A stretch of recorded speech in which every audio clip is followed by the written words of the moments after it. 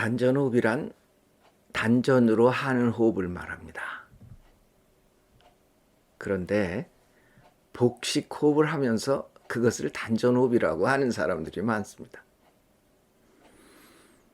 복식 호흡은 배로 하는 호흡이고 단전으로 호흡을 해야 단전호흡인데 말입니다. 단전은 우리 하복부 중앙에 위치하지만 단전이 열리지 않은 사람은 그것을 느끼지 못합니다. 그러므로 단전호흡을 하려면 먼저 단전이 열려줘야 합니다. 그것은 마치 전기가 공급돼도 스위치를 넣지 않으면 전기불이 들어오지 않는 이치와 같습니다. 다시 말하지만 단전이 응하지 않는 호흡은 단전호흡이 아닙니다. 그것은 이름만 단전호흡일 뿐입니다.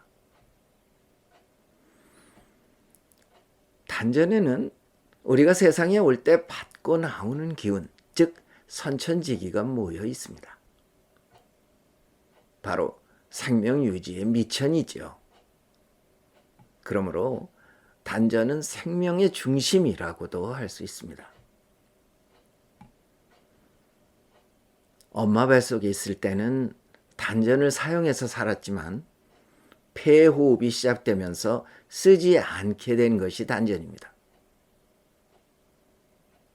선도라는 것은 단전에서 시작하는 공부법입니다. 그러므로 선도를 닦자면 먼저 단전을 알아채고 활성화시켜야 합니다. 단전이 살아나야 기운을 운영할 수 있기 때문입니다. 단전호흡을 한다고 하면서 호흡만을 고르는 사람들이 있습니다. 하지만 단전이 실해지기 위해서는 외단공의 도움이 꼭 필요합니다. 내단술이 어머니라면 외단공은 아버지이기 때문입니다. 외단공이 없는 단전호흡은 불완전한 단전호흡입니다. 그것은 마치 아버지가 없이 아이를 기르겠다는 것과 같습니다.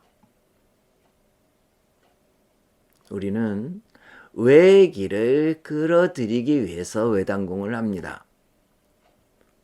남자가 밖에 나가서 일을 해서 돈을 벌어와 가족을 부양하듯이 외기가 합해져야만이 단전이 든든해집니다. 복식호흡만으로는 부족합니다. 왜냐하면 그것만으로는 기운이 잘 맺혀주지 않기 때문입니다. 단전호흡을 할 수 있어야 축기 그리고 운기가 가능해지는 것입니다. 단전호흡을 하려면 우선 들고 나는 숨을 잘 관찰할 수 있어야 합니다. 호흡을 모르고는 단전호흡은커녕 복식호흡도 어렵습니다. 관찰하는 법은 그리 어렵지 않습니다. 긴장을 풀고 그냥 지켜보기만 하면 되는 것이기 때문입니다. 일단 호흡이 관찰이 되고 나면 내 호흡이 얼마나 깊게 맺히는지 호흡을 따라다녀 봅니다. 호흡이 아랫배까지 깊이 이루고 있다면 당신의 건강은 양호한 것입니다. 다음에는 배가 일어나고 꺼지는 것을 알아차립니다. 그때 호흡을 무리하게 길게 하거나 호흡을 참으면 건강에는 해롭습니다. 부작용이 싫다면 힘을 써서 배를 부풀리고 꺼지게 해서는 안 됩니다. 숨은 저절로 쉬어지는 것이고 그것을 위해서 억지로 힘을 쓸 필요는 없습니다. 자연스럽게 복식호흡이 숙달되면 단전호흡도 무난해집니다. 어느 순간 단전이 활성화되면서 우주의 신선한 에너지가 단전으로 모여들게 되면 단전호흡이 되는 것입니다.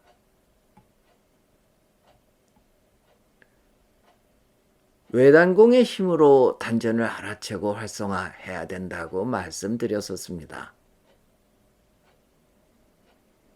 외단공이 없이 단전을 모르고 단전호흡을 한다는 것은 밑빠진 독에 물을 붓는 것과 같습니다.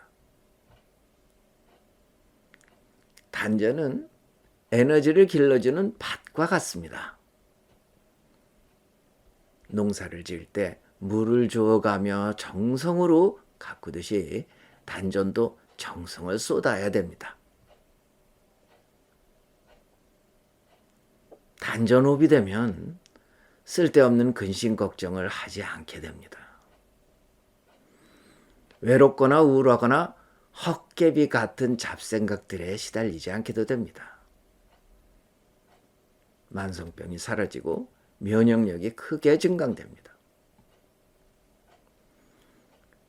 피곤하다든지 소화불량이 온다든지 감기가 오면 즉각 단전으로부터 에너지가 발동됩니다. 그리고 또 하나의 이점은 따로 노력하지 않아도 의식이 밝아집니다. 남자나 여자나 배짱이 좋아지기 때문에 사소한 것에 마음을 쓰지 않고 살게 됩니다. 여태까지 마음을 뺏기고 있었던 무가치한 것들을 무시하게 됩니다.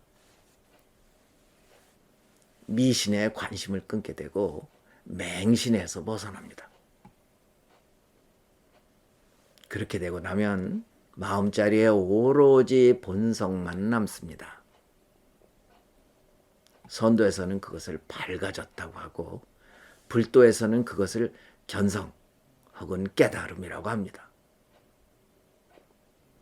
날마다 좋은 날입니다. 꼭 성통공안하시기 바랍니다.